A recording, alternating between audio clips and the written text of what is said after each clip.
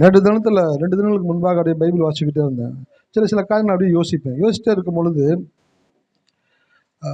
தோல்வியின் மனப்பான்மையில் இருக்கிறவன் வெற்றி அடைவதில்லை, வெற்றியின் மனநிலையில் இருக்கிறவன் தோல்வியில் இருப்பதில்லை. ஹல்லேலூயா! எத்தனை பேருக்குள்ள வார்த்தை உள்ள போகுது?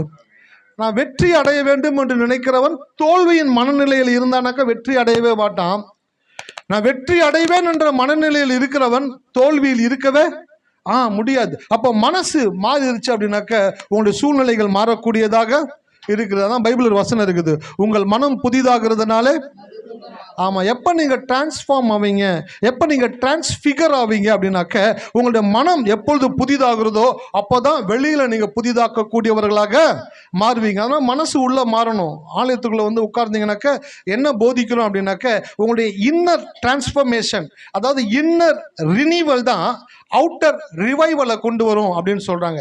இன்னர் ரினிவல் அப்படின்னாக்க ஒவ்வொரு முறையும் ஆலயத்தில் வந்து ஒரு மனிதன் உட்காரும் பொழுது உள்ளுக்குள்ள ஒரு புதுப்பித்தல் நடக்கிறது. எத்தனை பேர் உணர்றீங்க? ஆமாம், நான் ஒவ்வொரு முறையும் ஆண்டுடைய ஆலயத்தில் வந்து உட்காரும் பொழுது, தேவ சமூகத்தில் உட்காரும் பொழுது என்னை தேவன் ஒரு சில காரியங்களில், சின்ன சின்ன காரியங்களாக இருக்கட்டும், சிறு சிறு விஷயங்கள் இருக்கட்டும், என்னை தேவன் புதுப்பித்துக்கிட்டே வருகிறார். என்ன ஆண்டவர் என்னை புதுப்பித்து கொண்டே வருகிறீங்க? எவர்களுக்குள்ள உள்ளுக்குள்ள புதுப்பித்தல் நடக்குதோ அவங்க வாழ்க்கையில தான் வெளியில் என்னன்னாக்கா எழுப்புதல் உண்டாகும், மாற்றம் உண்டாகும். அப்போ உள்ளுக்குள்ள ஒன்று வரலனாக்கா வெளியில் அது கட்டாயமாக வரவே வராது. அப்போ வாக்கு தத்தங்களை படிக்கும் பொழுது, பெரிய வாக்கு தத்தங்களை படிக்கும் பொழுது உங்கள் மனது பெரிதாக இருக்க வேண்டும். இது என் வாழ்க்கை நடக்கும். ஹல்லேலூயா! நீ கடன் வாங்க மாட்ட, நீ கடன் கொடுப்ப, நீ இப்போ இருக்கிற வாடகை வீட்டிலேருந்து லீஸ் வீட்டுக்கு போவ, 40 மார்க் வாங்குற நீ 60 மார்க் வாங்குவ. இது சின்ன சின்ன காரியங்களை விசுவாசிக்கிறதுக்கு சின்ன மைண்ட் இருந்தால் போதும். பெரிய மனநிலை வரணும். நீ கடன் வாங்காது இருப்பாய், நீயோ அநேக ஜாதிகளுக்கு. சார், கடன் வாங்காம இருந்தாலே கோடி நன்றி, நான் அநேகருக்கு கடன் கொடுக்கிறோன்னா என்னை தேவன் மாற்றுவார் என்று வேத வசனம் சொல்லுகிறபடினாலே அதை விசுவாசிக்கிறதுக்கு மனசு பெருசா இருக்கணும். இது உண்டு பண்ணின எல்லா ஜாதிகளை பார்க்கலும் புகழ்ச்சியிலும் கீர்த்தியிலும் மகிமையிலும் உன்னை.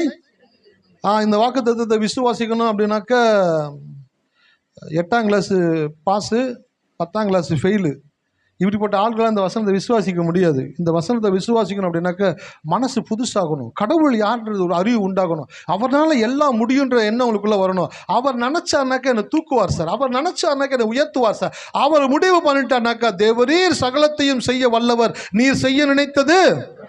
இந்த வசனம் படிக்கிறதுக்கு இல்லை, இந்த வசனம் வாழ்க்கையில் அனுபவிப்பதற்கு. அப்போ என்னை கர்த்தர் புகழ்ச்சியிலும் கீர்த்தியிலும் மகிமையிலும் என்னை சிறந்து இருக்கும்படி செய்வார் என்றால் உங்கள் தலையை எவ்வளவு உயர்த்தணும்னு யோசிச்சு பாருங்க. ஹல்லேலூயா! அப்போ உங்களை அவ்வளவு உயர்த்தணும் அப்படின்னாக்க உங்களுக்கு உள்ளுக்குள்ள அவ்வளவு மாற்றங்களை தேவன் கொண்டு வர. சத்தம் வரலையே. உள்ளுக்குள்ள மாற்றங்கள் உண்டானதான் வெளியில நீங்க மாற்றங்களை காண.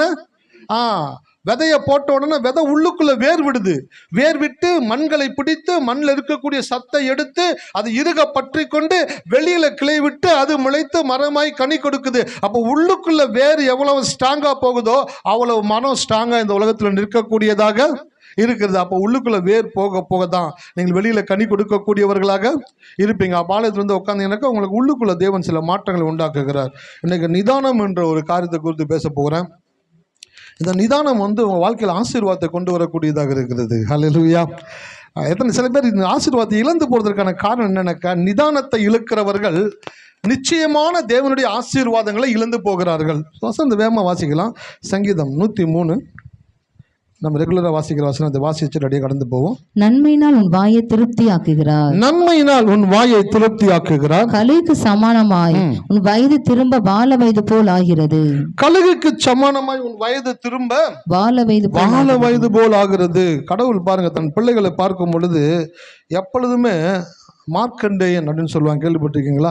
என்றும் 16 அப்படின்வாங்க. அதே போல தன் பிள்ளைகளை கடவுள் பார்க்கும் பொழுது எப்பொழுதுமே அவர்கள் இளமையாக இருக்கணும். அதான் சங்கீதத்தில் போட்டிருக்கு, அவன் நீர்க்கால்களின் ஓரமாய் நடப்பட்டு தன் காலத்தில் தன் கனியை தந்து இலை உதிராது இருக்கிற மரத்தை போல் இருப்பான். அவன் செய்வதெல்லாம் இலை உதிராத மரம் எப்படி இருக்குங்க? காஞ்சு போயிருக்குமா, பச்சையா இருக்குமா?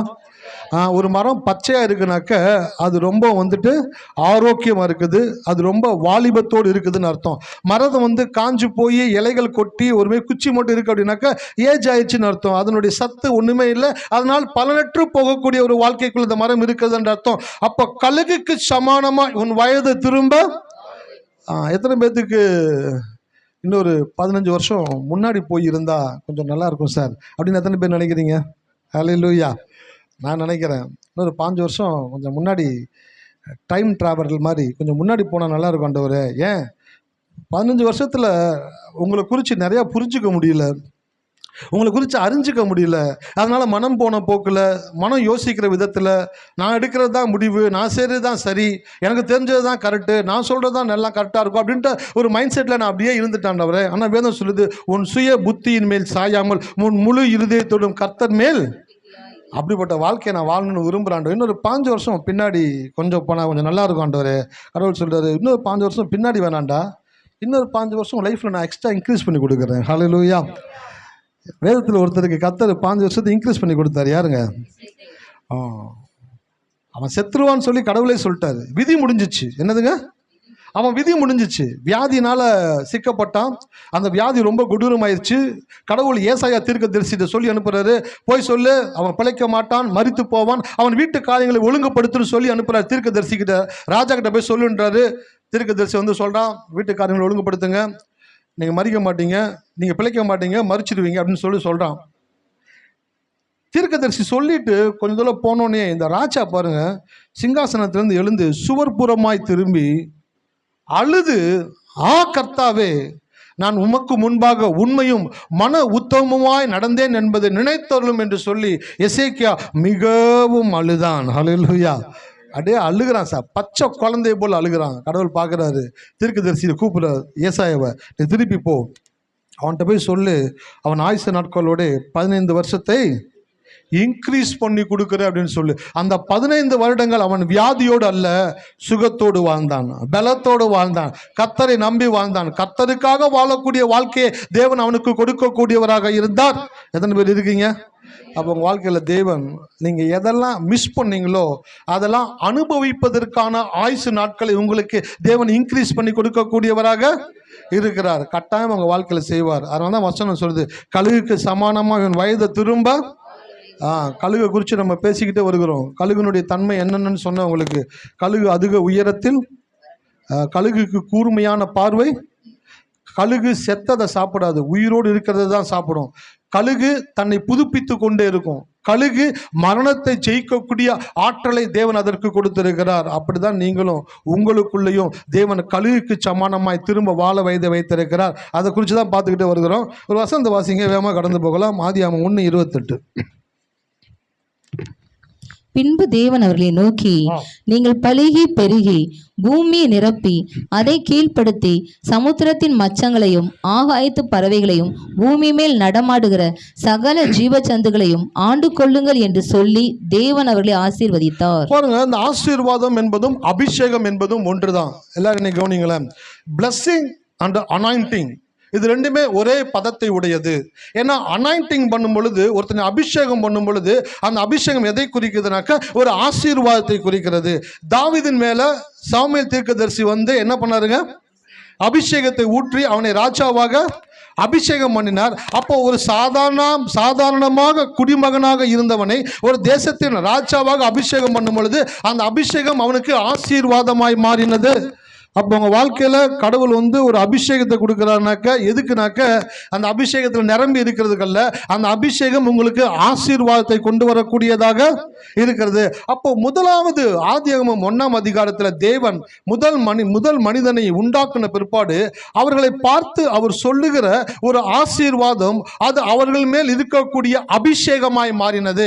என்ன சொல்றாருன்னு பார்த்தீங்கன்னாக்க, நீங்கள் பலுகி பெருகி நிரப்பி கீழ்ப்படுத்தி ஆண்டு கொள்ளுங்கள் என்று சொல்லி தேவன் அவர்களை ஆசீர்வதித்தார். அப்படின்னாக்க அபிஷேகம் பண்ணினார். அவர்கள் மேல் ஒரு ஆசீர்வாதத்தை வைக்கிறார், ஒரு அபிஷேகத்தை கொடுக்கிறார். அந்த அபிஷேகம் அவர்கள் மேல் இருக்கிறது என்பதை அவர்கள் உணரும் பொழுதுதான் அவர்கள் ஆண்டு கொள்ளக்கூடியவர்களாய் மாறுகிறார்கள். பாருங்க, எப்பயுமே லைஃப்ல நம்ம மேல என்ன இருக்கு அப்படின்ற ஒரு உணர்வு இருந்தா மட்டும்தான் நீங்க சரியான விதத்துல வாழக்கூடியவர்களாக இருப்பீர்கள்.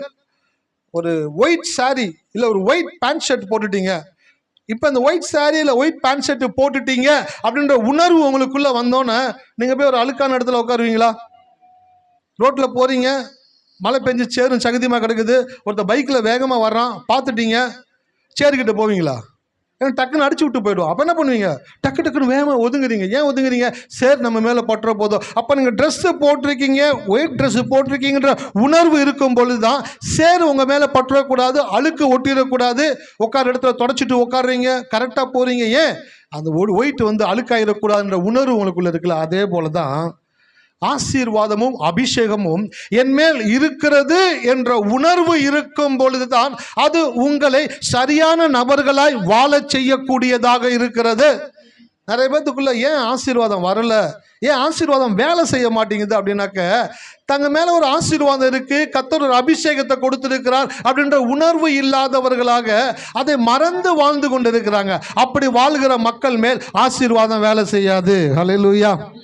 அப்ப எவர்கள் உணர்கிறார்களோ, உணர்கிறவர்கள் மேல் தான் தேவன் ஆசீர்வாதத்தை ஊற்றக்கூடியவராக இருக்கிறார். ஆலயத்துல வந்து உட்காருறீங்க, பாட்டு பாடுறீங்க, பாட்டு பாடும் பொழுது அந்த பாட்டின் வார்த்தைகளை கவனிக்கிறீங்க, கவனிச்சு யார் உணர்ந்து பாடுறீங்களோ அவங்களுக்கு கட்டாயமாக வேலை செய்யும். ஹல்லேலூயா. ஒரு முறை எனக்கு இந்த இடத்துல பயங்கர வலி, லெஃப்ட் ஷோல்டரில். வீட்டாண்ட ஒரு பாட்டி இருந்தாங்க, அந்த பாட்டி நல்லா சுளுக்கெடுப்பாங்க அப்படின்ட்டு அந்த பாட்டியை விசாரித்து வீட்டுக்கு போனோம். வீட்டுக்கு போய் சுளுக்கு எடுத்தாங்க, ஆனால் சுளுக்கு சரியாகலை. சனிக்கிழமை நடந்த விஷயம்.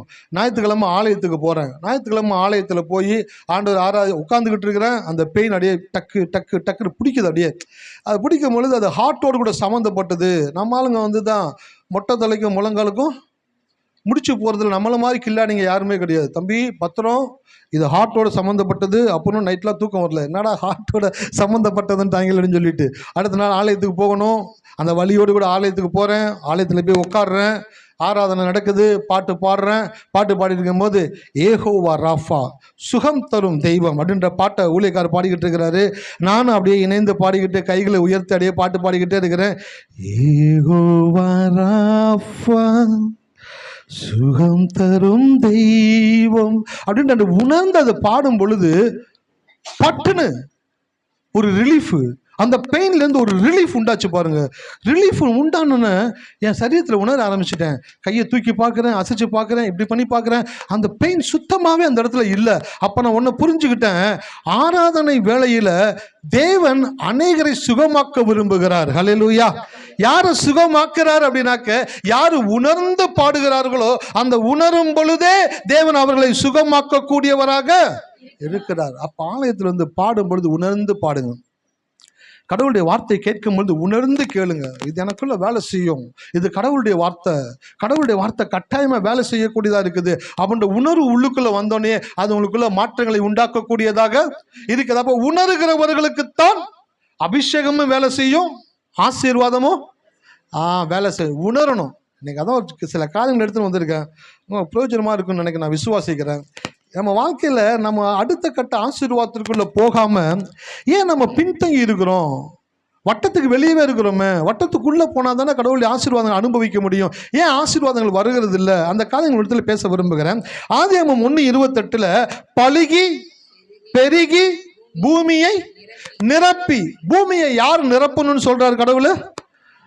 மனுஷன்கிட்ட சொல்றாரு, நீங்கள் பூமியை நிரப்பி. சார் நான் என்ன கேட்கிறேன், இந்த கடவுள் இந்த பூமியை நிரப்பி தானே மனுஷன்கிட்ட கொடுத்தாரு.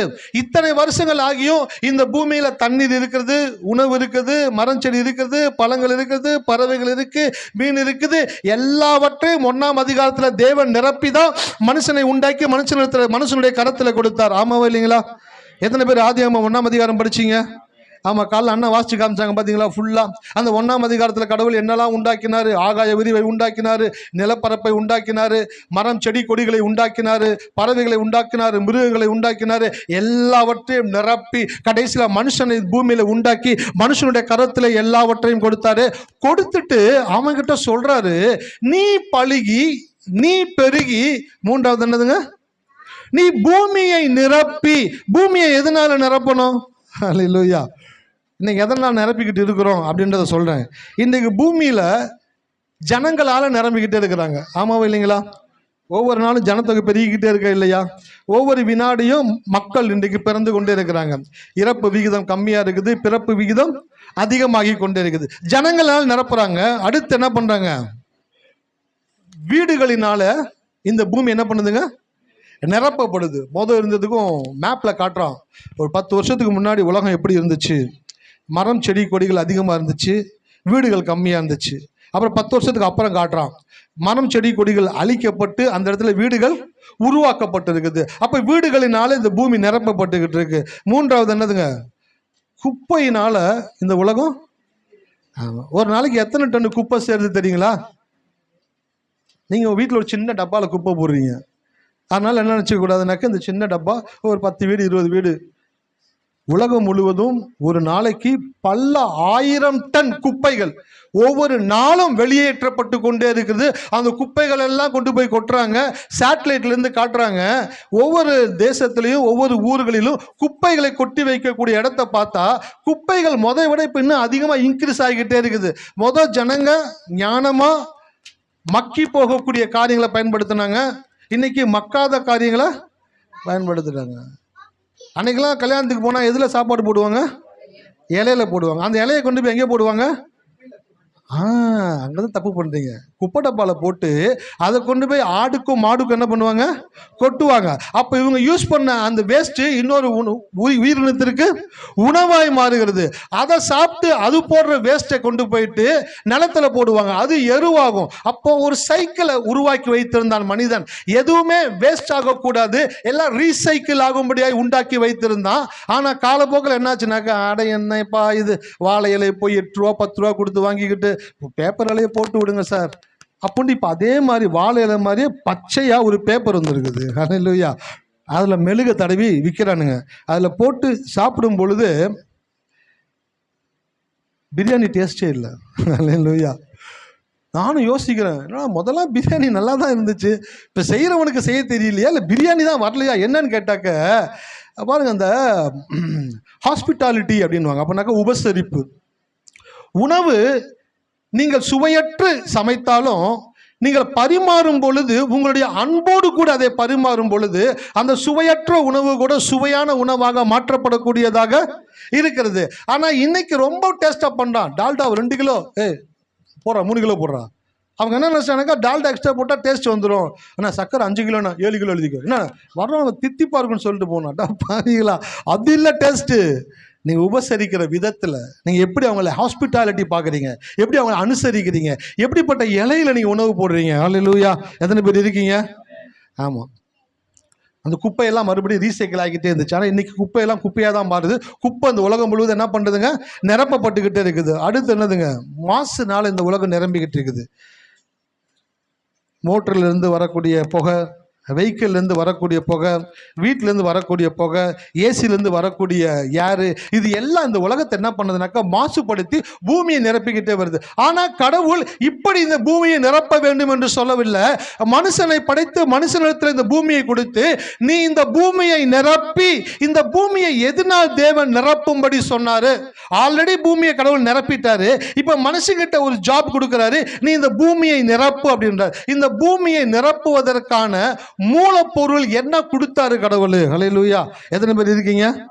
இன்னைக்கு ஸ்கூலில் பிள்ளைங்களுக்கெல்லாம் வந்துட்டு ஹேண்ட் கிராஃப்ட் அப்படின்வாங்க. அப்படின்னாக்க கைத்தறி வேலை சொல்லி கொடுக்கறது. இந்த பொருள்லாம் வாங்கிட்டு வாங்க அப்படின்னு சொல்லுவாங்க. அந்த பிள்ளைங்க வாங்கிட்டு வருங்க, ஊசி, நூல், பேப்பரு, கலர் அடிக்கிற பென்சிலு எல்லாம் வாங்கிட்டு ஸ்கூலுக்கு போங்க. ஸ்கூலுக்கு போனோன்னா மாஸ்டர் உட்கார வச்சு, பேப்பரை மடிங்க, நூல் எடுத்துக்கோங்க, ஊசியில் கோருங்க, கலர் நூல் மாட்டிட்டீங்களா அதை பேப்பரில் உண்டாக்குங்க, அதில் குத்துங்க, அது பக்கத்தில் இருக்கிற துணியில் குத்துங்க அப்படின்னு சொல்லி அவங்களுக்கு என்ன செய்யணும் அப்படின்னு கற்றுக் கொடுக்குறாங்க. அப்போ ஒரு மூலப்பொருளை வச்சு தான் இன்னொரு பொருளை உருவாக்கக்கூடியவங்களா இருக்கிறோம். அப்போ மனுஷனிடத்தில் கடவுள் பூமியை கொடுத்துட்டு இந்த பூமியை நிரப்பு அப்படின்னாரு.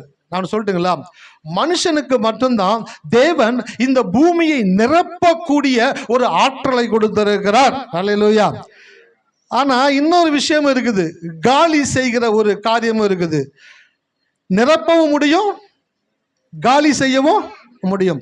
நிரப்புவது தேவனுடைய செயல், காலி செய்வது யாருடைய செயலுங்க? பிசாசுனுடைய செயல்.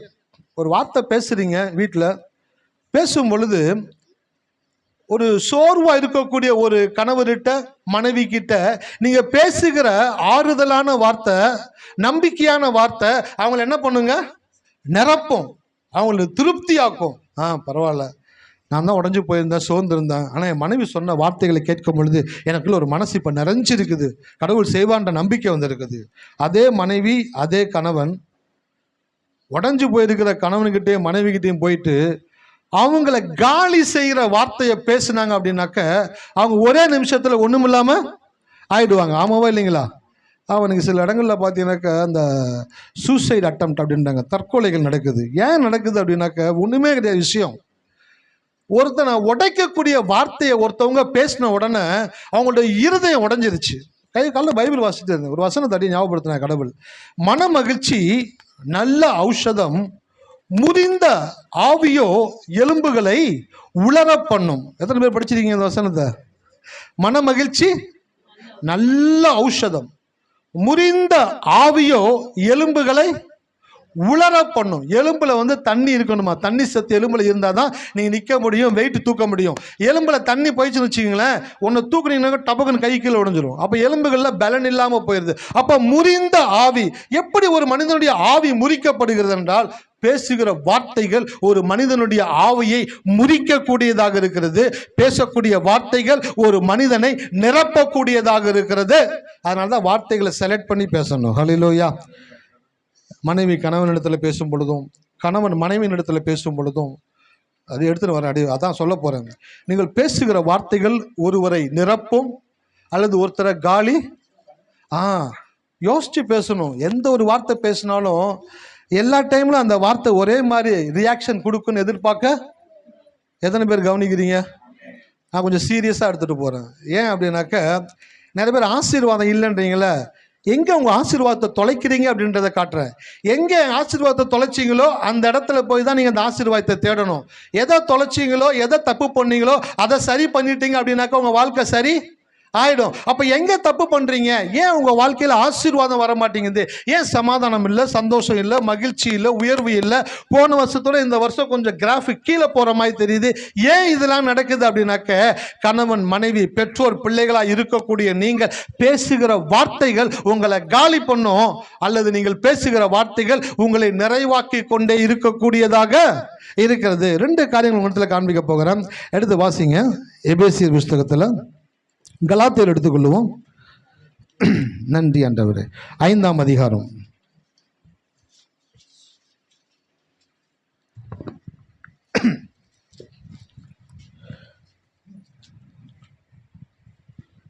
நன்றி ஆண்டவரே, நன்றி நன்றி நன்றி.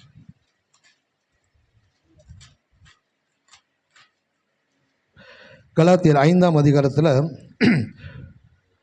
19ஆம் வசனத்திலிருந்து 21ஆம் வசனம் வரைக்கும் மாம்சத்தின் கிரியை, அதாவது காலி பண்றது, எது உங்க லைஃப்ல ஆசீர்வாதத்தை காலி பண்ணுது அதை குறிச்சும், 22, 23 வசனங்கள் எது உங்க வாழ்க்கையை நிரப்புது அப்படின்றத குறித்து உங்களுக்கு காண்பிக்க போகிறேன். 19ஆம் வசனத்தை வாசிப்போம். மாம்சத்தின் கிரிகள் வெளியரங்கமாய் இருக்கின்றன. மாம்சத்தின் கிரியைகள் வெளியரங்கமாய் இருக்கின்றன. அவையாவன விபச்சாரம், வேசித்தனம், அசுத்தம், காம விகாரம், விக்கிர ஆராதனை, பில்லி சூனியம், பகைகள், விரோதங்கள், வைராக்கியங்கள், கோபங்கள், சண்டைகள், பிரிவினைகள், மார்க்க பேதங்கள், பொறாமைகள், கொலைகள், வெறிகள், களியாட்டுகள் முதலானவைகளே, இப்படிப்பட்டவைகளை செய்கிறவர்கள் தேவனுடைய ராஜ்யத்தை சுதந்திரிப்பது இல்லை என்று முன்னே நான் சொன்னது போல இப்பொழுது உங்களுக்கு சொல்லுகிறேன். ஆமென். தேவனுடைய ராஜ்யம் என்பது ஒரு மனிதனின் வாழ்க்கையிலே ஆசீர்வாதத்திற்குள்ளே கொண்டு வரக்கூடிய ஒரு காரியமாக இருக்கிறது. ஹல்லேலூயா. நம்ம ஒவ்வொரு 5 வருஷமும் கழிச்சும் ஓட்டு போடுறோம். என்ன ஓட்டு போடுறோம்னாக்கா நம்மளை ஆளக்கூடியவர்களை நம்ம தேர்ந்தெடுக்கிறோம். நம்மளை ஆளக்கூடியவர்களை ஏன் தேர்ந்தெடுக்கிறோம் அப்படின்னாக்க நமக்கு ஏதாச்சும் நல்லது பண்ணுவாங்களா, டாக்ஸ் கம்மி பண்ணுவாங்களா, நல்ல திட்டங்களை கொண்டு வருவாங்களா, இலவசங்களை அறிவிப்பாங்களா, கல்வி, மருத்துவம், பொதுப்பணித்துறை, சாலை, இப்படிப்பட்ட காரியங்களில் வேலை வாய்ப்பு எதெல்லாம் ஏற்படுத்துவாங்களான்னு சொல்லி ஒரு எதிர்பார்ப்போடு கூட தான் நம்மளை ஆளக்கூடியவர்களை நாம் தேர்ந்தெடுக்கக்கூடியவர்களாக இருக்கிறோம். அல்லேலூயா. அப்போ ஒரு எதிர்பார்ப்போடு கூட ஒரு நபரை நாம் தேர்ந்தெடுத்து நமக்கு நன்மை உண்டாக காரியங்களை செய்கிறோம்ல, அதே போல வாழ்க்கையில ஏன் ஆசீர்வாதம் வரமாட்டேங்குது அப்படின்னாக்க, நீங்க தப்பான ஆளை தேர்ந்தெடுக்கிறீர்கள். ஹல்லேலூயா. எத்தனை பேர் இருக்கீங்க? ஆமா. சென்னையிலிருந்து பெங்களூர் போகணும் அப்படின்னாக்க, பெங்களூருக்கு போற ட்ரெயின்ல நீங்க ஏறினீங்கன்னா தான் பெங்களூர் போக இல்லை நான் விசுவாசமா இருக்கிறேன் அப்படின்ட்டு ஸ்டேஷனில் போயிட்டு பெங்களூருக்கு போகிற ட்ரெயினை ஏறாமல் இந்த பக்கம் சவுத்து நோக்கி போகிற கன்னியாகுமரி போகிற ட்ரெயினில் ஏறி உட்காந்துட்டு நான் பெங்களூர் போகணும் அப்படின்னாக்கா போக முடியுமா? அப்போ நீங்கள் என்ன பண்ணீங்க? முதல் கோணல். ஆமாம், நீங்கள் சூஸ் பண்ண வேண்டியது தப்பாக சூஸ் பண்ணிட்டீங்க. ஆகினால இப்போ நீங்கள் ராங் ரூட்டில் தான் பயணம் பண்ணுவீங்களே தவிர ரைட்டான ரூட்டில் உங்களால் பயணம் பண்ண முடியாது. அப்போ நீங்கள் பெங்களூர் போகணும்னாக்கா பெங்களூருக்கு போகிற ட்ரெயினில் ஏறி உட்காரணும். அப்போ நீங்கள் ஆசீர்வதிக்கப்பட வேண்டும் என்றால் ஆசீர்வாதத்திற்கு எதிரான காரியங்களை நீங்கள் வாழ்க்கையில செய்யக்கூடாது. தவறான காரியங்களை செய்து கொண்டு தேவனுடைய சரியான ஆசீர்வாதங்கள் வாழ்க்கையில வரும் என்றால் வராது. ஹல்லேலூயா. எத்தனை பேர் இருக்கீங்க? அப்போ காலி செய்யக்கூடியது உங்க ஆசீர்வாதத்தை எது காலி செய்யுது? அதை தான் இப்போ வாசிச்சு காமிச்சிருக்கேன். திருப்பி நான் வாசிக்கிறேன் பாருங்க. மாம்சத்தின் கிரியைகள் வெளியரங்கமாக இருக்கின்றன, அவையாவன விபச்சாரம். இந்த மாதிரி காரியங்களை கேட்கும் பொழுது நமக்குள்ள, சார் அப்படிப்பட்ட தவறெல்லாம் நாங்கள் செய்வோமா சார்? அப்படிலாம் நாங்கள் செய்யறது கிடையாது சார். சரி, ஓகே. வேசித்தனம் சார், அதெல்லாம் நினைச்சு கூட பார்க்க கிடையாது சார். கடவுளை நம்மனிலிருந்து பரிசுத்தமாக வந்துட்டு இருக்கேன் சார். அசுத்தம் சுத்தமாக கிடையாது சார். காம விகாரம் சார், அந்த பக்கமே போறதில்லை சார். விக்கிரக ஆராதனை கடவுளை ஏற்றுக்கொண்ட பிற்பாடு கடவுளை மட்டும்தான் செய்யறேன் சார். அடுத்து பில்லி சூனியம். ஹல்லேலூயா. இந்த இடத்துல தான் சில பேர் என்ன பண்றாங்க அப்படின்னாக்க, அப்படியே கொஞ்சம் சறுக்கிறது. கொஞ்சம் வாயேன், பக்கத்தில் ஒருத்தவங்க இருக்கிறாங்க, அவங்க ஒன்று பண்ணி கொடுப்பாங்க, அதை மட்டும் வீட்டில் வச்சுட்டேன்னு வச்சுக்கேன், அதுக்கப்புறம் வாழ்க்கை ரொம்ப ஆசீர்வாதமாக இருக்கும். சும்மா எனக்காக வா, உனக்குன்னு சொல்லாத, எனக்குன்னு வா, என் கூடயே உட்காரு, என் கூடயே பேசு. அவங்ககிட்ட நான் நைஸாக சொல்லிடுறேன், எனக்கு இல்லைம்மா அவங்களுக்கு தானே சொல்லிடுறேன், நீ உட்காரு, அவங்க கொடுக்கறத மட்டும் வாங்கிட்டு போ, வீட்டில் மாட்டி வை. வீட்டில் மாட்டி வச்சுனாக்கா எல்லா காரியங்களும் நடக்கும். நான் உங்களுக்கு சொல்கிறேன், பில்லி சூனியம், அதுக்கு பேர் என்னதுங்க? ஆமாம், பில்லி சூனியம். அப்படின்னாக்க பில்லி அப்படின்னாக்க கொஞ்சம் தூக்குற மாதிரி காட்டும், சூனியம் அப்படின்னாக்க கீழே இறைக்கிறோம். கர்த்தருடைய ஆசீர்வாதமே ஐஸ்வர்யத்தை தரும், அதனுடைய அவர் வேதனையை, கடவுளுடைய ஆசீர்வாதம் உங்களுக்கு வேதனை கொடுக்காது. பில்லி சூனியத்தின் பக்கம் போனீங்க அப்படின்னாக்கா அது என்ன பண்ணு தெரியுங்களா? கொஞ்சம் உங்களை தூக்குற மாதிரி தூக்கும், வாழ்க்கையை மொத்தமா அழித்து விடக்கூடிய செயல் பில்லி சூனியத்தில் இருக்கிறது.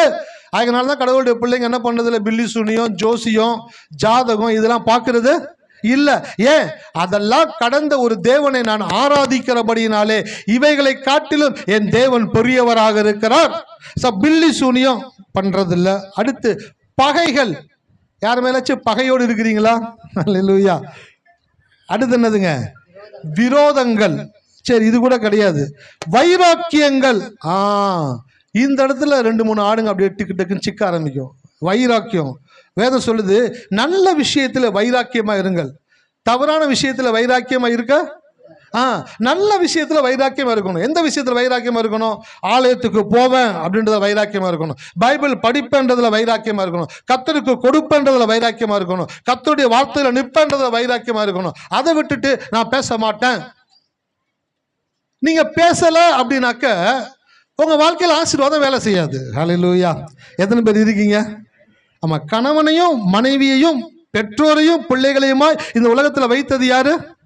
தேவன். இந்த தேவன் அவங்க எப்படி இருக்கணும்னு விரும்பினாரு? அவங்க பேசி பழகி சந்தோஷமா மகிழ்ச்சியாக இருக்கும் பொழுதுதான் தேவன் தன்னுடைய ஆசீர்வாதத்தை ஊற்றக்கூடியவராக இருக்கிறார். பேச மாட்டேன்னு வைராக்கியமா இருக்கிற இடத்துல ஆசீர்வாதம் வேலை செய்யாது. நிறைய பேர் யோசிக்கிறாங்க, நான் ஒரு 5 வருஷத்துக்கு முன்னாடி இதை சொல்லியிருக்க கூடாதா? 5 வருஷமா நான் ஒரு விஷயத்துல பேசாமே இருக்கிறேன், கல் நஞ்சமா இருக்கிறேன், கரையவே மாட்டேன், நான் வைராக்கியமா இருக்கிறேன், பேச மாட்டேன்னா பேச மாட்டேன். நானாச்சும் பரவாயில்ல, 5 வருஷம். எங்க அம்மாலாம் 20 வருஷம் பேசாம இருந்தாங்க. எங்க அப்பா கோயில் கட்டிடுவோம், சிலை வச்சிருவோம், 20 வருஷம் பேசாம இருந்தாங்களே. பேசும் பொழுதுதான் மனிதனை தேவன் படைத்ததே பேசுவதற்கு தான். தேவன் மனிதனிடத்தில் பேச விரும்புகிறார். அப்ப மனிதன் சக மனிதனோடு கூட பேசுவதை தேவன் விரும்பக்கூடியவராக இருக்கிறார். அப்போ நீங்க வைராக்கியமா பேச மாட்டேன்னு சொல்லும் பொழுது உங்க வாழ்க்கையில நீங்களே ஆசீர்வாதத்திற்கு கேட்டு போடுறீங்க. நீங்க பேசும் பொழுதுதான், நீங்கள் இணைந்து சம்பாஷிக்கும் பொழுதுதான், சில காரியங்களை நீங்க டிஸ்கஸ் பண்ணும் பொழுதுதான் நீங்கள் அடுத்த கட்ட ஆசீர்வாதமான நிலைக்கு தேவன் உங்களை கொண்டு போகக்கூடியவராக இருக்கிறார். அப்ப கெட்ட காரியங்கள வைராக்கியம் இருக்க, உங்ககிட்ட இனிமேல் நான் காசு வாங்க மாட்டேன். சரி, யார்கிட்ட வாங்குவீங்க? யார்கிட்ட வாங்குவீங்க சொல்லுங்க? உங்ககிட்ட வாங்க மாட்டேன், அந்த இடத்துல வச்சுட்டு போயிரு. ஓ அப்படியா, நான் கூட வாங்க மாட்டேன்னு நினைச்சேன். யார் கொடுப்பா? அப்ப நானா வேலைக்கா போறது, இல்லை பிச்சை எடுக்கவா? ரொம்ப வார்த்தை ரொம்ப கட்டிசா போய்கிட்டு இருக்குது. வச்சிரு, அந்த இடத்துல வச்சிருப்பா, நான் எடுத்துக்கிறேன். உங்ககிட்ட உன் கையில இனிமேல் நான் காசு வாங்க மாட்டேன்பா, நான் பார்த்துக்கிறேன்பா. வைராக்கியம், கெட்ட வைராக்கியம். கணவன் மனைவி கிட்ட காசு வாங்கலைனாலும், கணவன் மனைவி கிட்ட கடன் வாங்கலைனாலும் ஆசீர்வாதம் வேலை செய்யாது. ஹல்லேலூயா. சார் பைபிள்லே இல்லையே, நீங்களா சொல்றீங்களா? ஆமாம், நானாக தான் சொல்கிறேன். மனைவி கணவன்கிட்ட காசு வாங்கணும், ஏன்னா தலையாக வைத்திருக்கிறாரு. கணவன் மனைவி கிட்ட கடன் வாங்கணும், ஏன்? ஹெல்ப்பராக வைத்திருக்கிறாரு. அப்போ ரெண்டு பேத்துக்குள்ளேயும் இன்டர் எக்ஸ்சேஞ்ச் நடந்தாதான் அந்த மணியை தேவன் க்ரோ பண்ணும்படி செய்கிறார். ஹல்லேலூயா. எத்தனை மனைவி கணவருக்கு கடன் கொடுக்குறீங்க? ஆனால் வெளியில் கூட கடன் வாங்கிடலாம். கணவன் மனைவி கிட்ட கடன் வாங்கிட்டான்னு வச்சுக்கோங்களேன், போகும் பொழுதும் வரும் பொழுதும் 10,000பா, 10,000 சரி கொடுத்துட்றேன். வெளியில் இருக்க வேண்டாம், வாங்கினா கூட எப்பயாச்சும் தான் அவனை பார்ப்பேன். உங்ககிட்ட வாங்கிட்டு நான் படுற பாடு இருக்குது, எப்போ கொடுப்போன்னு கொடுத்துட்றேன். அந்த மாதிரி போட்டு டார்ச்சர் பண்ணக்கூடாது. யார்கிட்ட கொடுத்தீங்க பணத்தை? சீட்டு பண்ணில் போட்டு, சீட்டு கம்பெனியில் போட்டு ஏமாந்தா போனீங்க. உங்கள் கணவர்கிட்ட தானே கொடுத்துருக்கீங்க, கட்டாயம் கொடுப்பாரு காசு. சில கணவர்கள் மனைவி கிட்ட போய் என்னத்த காசு கேட்கறது, சேச்சா கௌரவ குறைச்சல் ஆகிடும், அவகிட்ட மட்டும் நம்ம வாங்கிடவே கூடாது அப்படின்னு நினச்சிங்கன்னு வச்சுக்கோங்களேன். நீங்கள் வாழ்க்கையில் ஆசீர்வாதத்தை மிஸ் பண்ணுறீங்க. உங்கள் ஒய்ஃபை கடவுள் தான் உங்களுக்கு கொடுத்துருக்கிறாரு. உங்கள் ஒய்ஃபுக்கு ஞானத்தை கொடுத்து நீங்கள் கொடுக்குற பணத்தில் கொஞ்சம் எடுத்து சேர்த்து வச்சு அவங்க என்ன பண்ண போகிறாங்க? தனியாக ஏதாச்சும் டூர் போக போகிறாங்களா? துபாய் போய் சுற்றி பார்த்துட்டு வரேன்னு சொல்ல போகிறாங்களா? கிடையாது. கொஞ்சமாக காசு எடுத்து வச்சு சின்ன நகை வாங்குறது, சின்ன சீட்டு போடுறது, சின்ன காரியங்கள் எடுத்து வைக்கிறது, இதெல்லாம் எதுக்கு பண்ணுறாங்கனாக்கா, கணவர் கேட்கும் பொழுது, அவங்க கொடுக்கும் பொழுது அவங்களுக்குள்ள ஒரு சந்தோஷத்தை பார்க்கணுமே. பேங்க்கில் லோன் கொடுக்குற மேனேஜரோட மூஞ்சில் கூட ஒரு சந்தோஷம் இருக்காது. மனைவி கணவனுக்கு கடன் கொடுக்கும் பொழுது ஒரு பெரிய ஒரு ஸ்பிரிட், அது எடுத்து கையில் கொடுக்கும்போது கணவர் வாங்குவார். கத்தர் வெளியில் கை நீட்ட விடாமல் மனைவிட்ட வாங்க செஞ்சுருக்கிறார். சார் இதெல்லாம் லைஃப்பில் நீங்கள் அனுபவிக்கபடியாக தேவன் வைத்திருக்கிறார். ஹல்லேலூயா. எத்தனை பேர் இருக்கீங்க? ஆமாம். அதனால் வைராக்கியம் கெட்ட காரியத்தில் வைராக்கியம் கொள்ள, கணவரிடத்தில் வாங்குங்க, கணவர் மனைவியின் இடத்துல வாங்குங்க, பெற்றோர் பிள்ளைங்களிடத்தில் வாங்குங்க. இதெல்லாம் ஒரு விஷயத்தை கடவுள் வைத்திருக்கிறார். உங்களுக்குள்ள இன்டர்சேஞ்ச் ஆகுது. மகிழ்ச்சியாய் பணங்களை தேவன் சுற்ற விட்டு கொண்டிருக்கிறார். இப்படிப்பட்ட வாழ்க்கையை வாழ்ந்து கொண்டிருக்கும் பொழுதுதான் அந்த இடத்துல தேவன் தன்னுடைய ஆசீர்வாதத்தை ஊற்றக்கூடியவராக. அப்போ வைராக்கியம் இருக்கிற இடத்துல என்ன வேலை செய்யாது? ஆசீர்வாதம் வேலை செய்யாது. ஆனால் கடவுள் நீங்கள் ஆசீர்வதிக்கப்பட்டு இருக்க வேண்டும் என்று விரும்புகிறார். ஆனால் ஆசீர்வாதம் ஏன் வேலை செய்யலாக்க? வைராக்கியம் இருக்கிற இடத்துல ஆசீர்வாதம் வேலை செய்யாது. இன்னும் அடுத்த வசனத்தை வாசிங்க. வைராக்கியம், அப்புறம் என்னங்க? கோபங்கள், விரோதங்கள், பகைகள், விரோதங்கள், கோபங்கள், வைராக்கியங்கள், கோபங்கள். ஹல்லேலூயா. இந்த இடத்துல வந்தாருக்க எல்லாருடைய தலையும் அப்படியே லைட்டாக சாயும். ஆமாம் சார், கோவப்பட்டுறேன் சார், கோவப்பட்டுறேன். கோபத்தினுடைய தன்மையை நீங்கள் நான் உங்களுக்கு சொல்லித்தரேன். கோபமே பட மாட்டீங்க. நீங்கள் யாருக்கிட்ட கோபப்படுவீங்க தெரியுங்களா? உங்களை யாருனாலும் ஒன்றும் பண்ண முடியாது, யார் உங்களை ஒன்றும் பண்ண முடியாதோ அவங்க கிட்ட தான் உங்கள் கோபமும் வீராப்பும் வேலை செய்யும். சப்புன்னு ஒருத்தவங்க அடிக்கக்கூடிய ஒரு ஆள்கிட்ட போய் கோபப்படுவீங்களா? என்னண்ணே சின்ன காமெடிக்கு பேசிக்கிட்டீங்க, அதை போய் சீரியஸாக எடுத்துக்கிட்டு இருக்கீங்க, போங்கண்ணே. நான் அவங்கள போய் சொல்லுவேண்ணே, என்னண்ணே தெய்வமே அப்படின்ற மாதிரி உங்களை போய் நான் சொல்லுவேன். நானே நீங்கள் எப்படிப்பட்ட ஆள்? அப்போ கோபம் நிறம் பார்த்து வேலை செய்கிறது, ஆள் பார்த்து வேலை செய்கிறது. அப்போ கோபம் உங்கள் வாழ்க்கையில் ஆசீர்வாதத்தை சொல்லுங்க, வர மாட்டேங்குது. கோபம் ஆசீர்வாதத்தை வேலை செய்ய விடாது. அப்போ கோபப்படும் பொழுது யாருக்கிட்ட கோபப்படுறீங்க? உங்களை தாக்கக்கூடியவன்கிட்ட கோபப்படுறது கிடையாது. போலீஸ்கார்ட்ட கோபப்படுவீங்களா? உயர் அதிகாரிகள்கிட்ட கோவப்படுவீங்களா? யார்கிட்ட கோவப்படுவீங்க தெரியுங்களா? உங்களை மதிக்கிறவங்க கிட்ட கோவப்படுறீங்க, உங்களை அன்பு கூறுகிறவங்க கிட்ட கோவப்படுறீங்க, உங்களை கனப்படுத்துறவங்க கிட்ட கோவப்படுறீங்க. அப்போ அந்த கோபம் சரியான கோபமா? நீங்கள் அவ்வளோ பெரிய வீரனா? நீங்கள் கோபமும் வீராப்பும் யார்கிட்ட காட்டுறீங்கன்றதை யோசிச்சு பாருங்க. உங்களை தாக்கக்கூடியவங்க கிட்ட தனிஞ்சு போறீங்க. உங்ககிட்ட அன்பு கூறி உங்களை கனப்படுத்தி உங்களுக்கு மரியாதை கொடுக்குறவங்க கிட்ட கோவப்படுறீங்க. அப்ப அந்த கோபத்துக்கு வேல்யூ இருக்குன்னு நினைக்கிறீங்களா? நீங்களே கண்ணாடியில பார்த்து சொல்லுங்க. நீங்களே கண்ணாடிட்ட போயிட்டு கோபப்படுறது கூட உன்னை நேசித்து உன்னை அன்பு கூர்ந்து உன்னை மதிக்கிற ஆளுக்கிட்ட போய் கோபப்படுறையே, அந்த கோபம் சரியான கோபமா அப்படின்னு கண்ணாடி கிட்ட போய் நின்று கேட்டு பாருங்களேன். அப்போதான் உங்களுக்கு தெரியும், சீ அவங்ககிட்ட நான் கோவப்படக்கூடாது. நான் கோவப்பட்டால் கடவுளுடைய ஆசீர்வாதம் வேலை செய்யாது. அப்போ நான் அன்பாக இருக்கணும். எதனால நிரப்பணும் அப்படின்றத குறித்து பேசிக்கிட்டு இருக்கேன். எது காலி செய்யறதுன்றதை குறித்து பேசிக்கிட்டு இருக்கேன். எது உங்கள் ஆசீர்வாதத்தை காலி செய்யுது? வைராக்கியம் என்ன பண்ணுதுங்க? காலி செய்யுது. அடுத்து என்ன பண்ணுதுங்க? கோபம் காலி செய்யுது. அப்போ நீங்கள் கோவப்படும் பொழுது யோசிச்சுட்டு கோவப்படுங்க. அதான் நிதானன்ற வார்த்தையை பயன்படுத்தினேன். கோவப்படும் பொழுது கொஞ்சம் யோசிச்சு கோவப்படுங்க. யாரு? வாயில்லா பூச்சி. அவர்கிட்ட போய் கோவப்படுறீங்க. அந்த அம்மா கிட்ட போய் கோவத்தை காட்டுறீங்க. சில பேர்லாம் பார்த்துருக்கேன், சட்டை போயிடு அடேங்க அப்பா என்ன போயிடு அப்படி கண்ணை உருட்டினாக்கா அதெல்லாம் பயப்பட மாட்டாங்க. ஆம்பளை 6 அடி இருக்கட்டும், லேடிஸ் 4 அடி இருக்கட்டும், என்ன பண்ற போப்பா அப்படியே அசிங்கமாயிரும். சே வெளியில கூட நம்ம மிரள்றாங்க, அசைய கூட மாட்டேங்குதப்பா. கோவப்படாது. மனைவி கிட்ட கோவப்பட்டு பிரயோஜனம் இல்லை, கணவன்கிட்ட கோவப்பட்டு பிரயோஜனம் இல்லை, பிள்ளைங்க கிட்ட கோவப்பட்டு பிரயோஜனம் இல்லை. கோபத்தை எவர்கள் தாண்டி காரியங்கள் நிதானமாய் கையாளுகிறார்களோ அவர்கள்ட்ட தான் ஆசீர்வாதம் வேலை செய்யக்கூடியதாக இருக்கிறது. அல்லேலூயா. எத்தனை பேர் இருக்கீங்க பாருங்க. முக்கியமான சப்ஜெக்ட் பேசிக்கிட்டு இருக்கிறேன், ஆனால் கொஞ்சம் நகைச்சுவையோடு பேசிக்கிட்டு இருக்கிறேன். இது உங்கள் வாழ்க்கைக்கு தேவைன்றது தேவன் உணர்ந்திருக்கிறாரு. அப்போ கோவப்படும் பொழுது யாருக்கிட்ட கோவப்படுறீங்கன்னு பாருங்களேன்.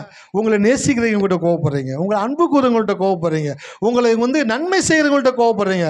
அதனால கோவப்படும் போது யோசிச்சு கோவப்படுங்க. நான் சரியான ஆள்கிட்ட தான் கோவப்படுறேன்னா? ஹல்லேலூயா. எத்தனை பேர் இருக்கீங்க? அப்போ கோபம் உங்களோட ஆசீர்வாதத்தை வேலை செய்ய. அடுத்த வார்த்தையில வாசிங்க. அடுத்து என்னதுங்க?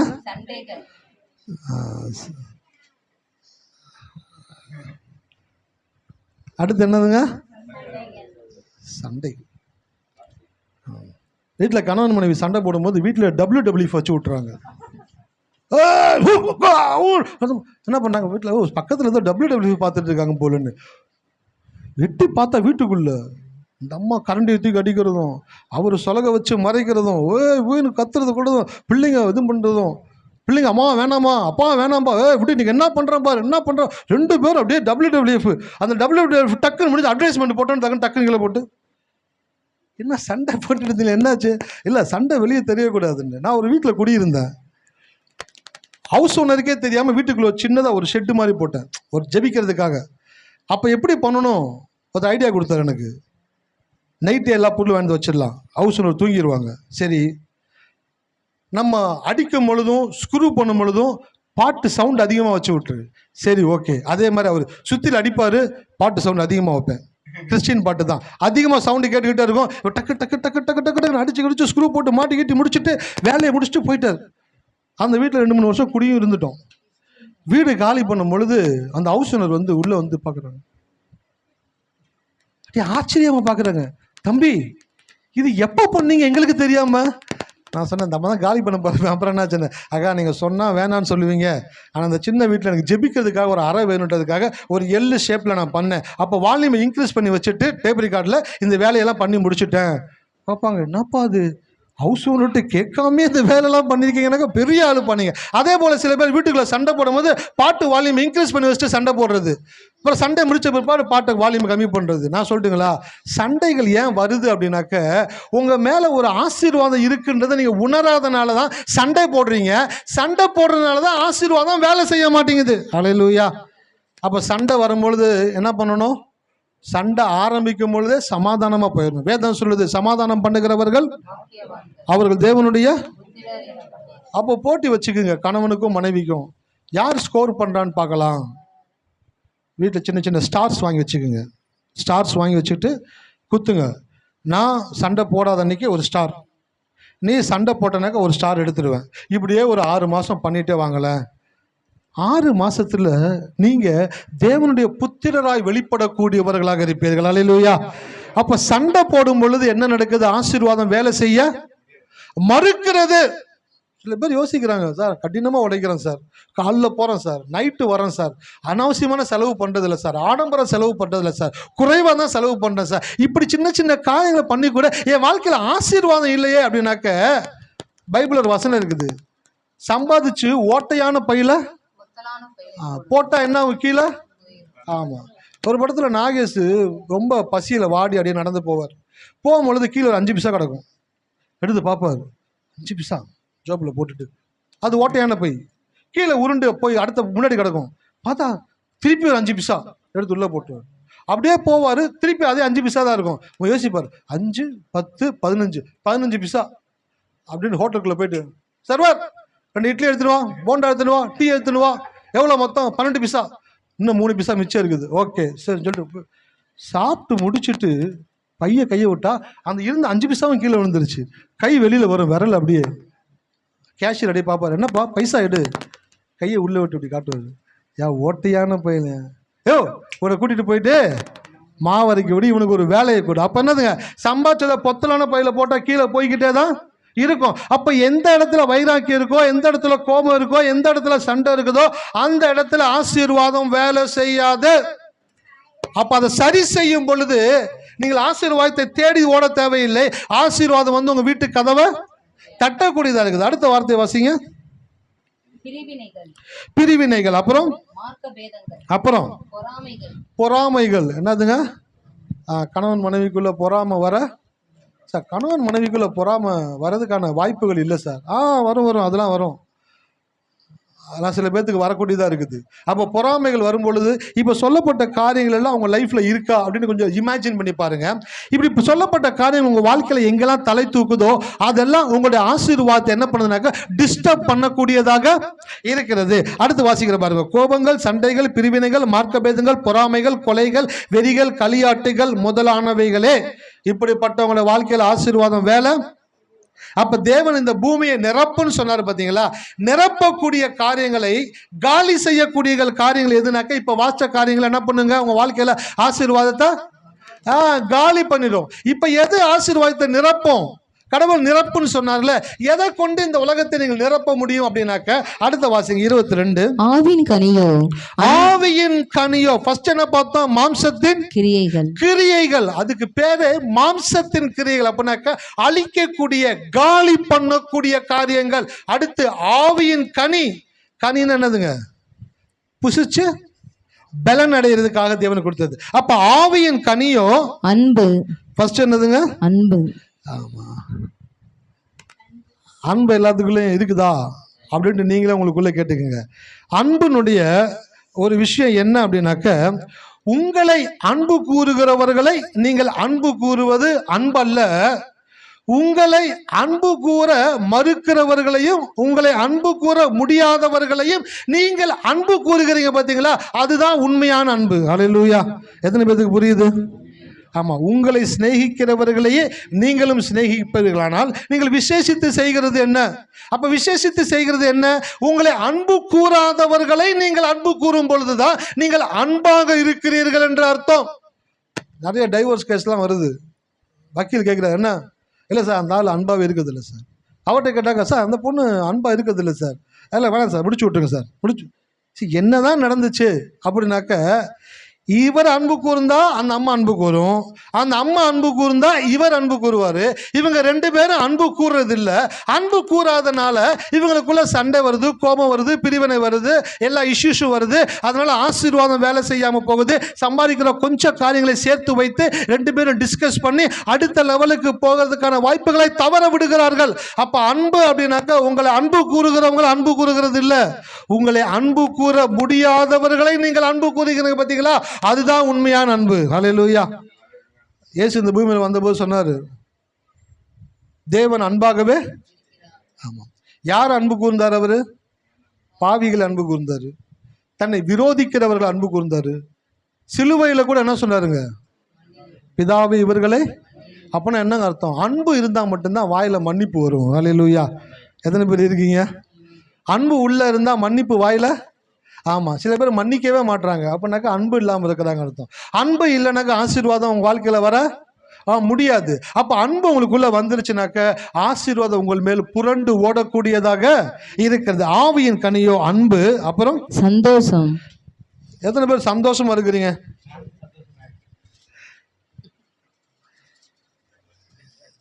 எல்லாம் இருக்கும் பொழுது சந்தோஷமா இருக்கிறது இல்ல, எதுவும் இல்லாத பொழுது சந்தோஷமா இருக்கீங்க பார்த்தீங்களா, அதுதான் உண்மையான சந்தோஷம். ஹல்லேலூயா. இன்னைக்கு கொஞ்சம் டீப்பா போகிறேன். உங்களை அன்பு கூறுகிறவர்களை நீங்கள் அன்பு கூறுகிறது அன்பல்ல, உங்களை அன்பு கூற முடியாமல் இருக்கிறவர்களை அன்பு கூறுகிறீங்க பார்த்தீங்களா, அதுதான் உண்மையான அன்பு. முதலாவது. ரெண்டாவது சந்தோஷம்.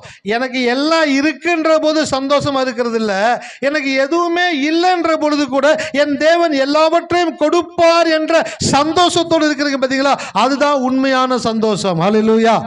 அப்ப சந்தோஷமா நீங்க இருக்கணும். அதான் சொன்னேன், மன மகிழ்ச்சி நல்ல மருந்து. இந்த உலகத்துல ஒரு நல்ல மருந்து என்ன தெரியுங்களா? மன மகிழ்ச்சி, சந்தோஷமா இருக்கிறது. எதுவுமே இல்லைன்னா கூட சந்தோஷமா ஒருத்தன் இருக்க கத்துக்கிட்டான்னு வச்சுக்கோங்களேன், அவன் வாழ்க்கையில ஆசீர்வாதம் வந்து வேலை பார்த்துக்கிட்டே இருக்கும். ஹல்லேலூயா. அப்ப சந்தோஷமா இருக்கிறதுக்கு என்ன பண்ணணும்? தாவீது சொல்லுகிறாரு, உம்முடைய வேதம் என் மன மகிழ்ச்சியா இராதிருந்தால் என் துக்கத்திலே நான். அப்ப மன மகிழ்ச்சி எது கொடுக்குது? அப்ப வாழ்க்கையில சில விஷயங்கள் இல்லைன்னு சொல்லும் பொழுது, சில வாழ்க்கையில சில காரியங்கள் குறைவுபடும் பொழுது உட்கார்ந்து கவலைப்பட்டு இருக்க கூடாது. கடவுளுடைய வேதத்தை எடுத்து அதை படிக்கும் பொழுது, அதை நீங்கள் தியானிக்கும் பொழுது உங்களுடைய இருதயம் சந்தோஷத்தினால நிரம்பும். சந்தோஷத்தினாலே நிரம்பும் பொழுது உங்கள் வாழ்க்கையில் இருக்கக்கூடிய தேவைகளை தேவன் சந்திக்கக்கூடியவராக. அப்ப அன்பு. அடுத்து என்னதுங்க? அடுத்து சமாதானம். பாருங்க, இந்த சமாதானம், பீஸ் அப்படின்ற வார்த்தை ஆங்கிலத்தில் பயன்படுத்துறாங்க. இந்த சமாதானம் எங்கே நிறைவா இருக்குதோ அங்குதான் இந்த உலகம் நிறைக்கப்படக்கூடியதாக இருக்கிறது. ஆதியாகமத்தில் கடவுள் சொன்னார், பலுகி பெருகி பூமியை நிரப்பு. ஆவிக்குரிய பிள்ளைகளாகி நீங்க இந்த உலகத்தை நிரப்பக்கூடிய அபிஷேகத்தை தேவன் உங்கள் மேல் வைத்திருக்கிறார். இப்ப நான் இங்க பேசிக்கிட்டு இருக்கிறேன்ல, யார்கிட்ட பேசிக்கிட்டு இருக்கிறேன் அப்படின்னாக்க, அன்பு கூற முடிந்தவர்களிடத்துல பேசிக்கிட்டு இருக்கிறேன். சமாதானமா இருக்க முடிந்தவர்களிடத்தில் பேசிக் கொண்டிருக்கிறார். சந்தோஷமா இருக்க முடிந்தவர்களிடத்தில் தேவன் பேசிக் கொண்டிருக்கிறார். ஏன்னாக்க உங்களால மட்டும்தான் அன்பா, சந்தோஷமா, சமாதானமா, நீடிய பொறுமையா, தயவா, இச்சை அடக்கத்தோடு கூட உங்களால மட்டும்தான் இருக்க முடியும். ஏன்? உங்க மேல ஒரு அபிஷேகம் இருக்கிறது. ஹல்லேலூயா. அந்த அபிஷேகம் காலி செய்கிற அபிஷேகம் அல்ல, அந்த அபிஷேகம் நிரப்புகிற அபிஷேகம். அப்ப அன்பு, சந்தோஷம், சமாதானம், நீடிய பொறுமை. பாருங்க, நீங்க வாழ்க்கையில எவ்வளவு பெரிய நபரா நீங்க கிரியேட் ஆயிருக்கீங்க அப்படின்றது எது தெரியுமா காட்டுது? நீடிய பொறுமை தான். நீங்க எவ்வளவா தேவனை புரிந்து கொண்டிருக்கிறீங்க, நீங்க எவ்வளவு மெச்சூர் ஆயிருக்கீங்கன்றது எது காட்டுதுனாக்க, நீடிய பொறுமையோடு கூட இருக்கிறது தான் உங்களுடைய வளர்ச்சியை காட்டக்கூடியதாக இருக்கிறது. எத்தனை பேர் பொறுமையா இருக்கிறீங்க வீட்டுல? கை கொடுப்பாங்க.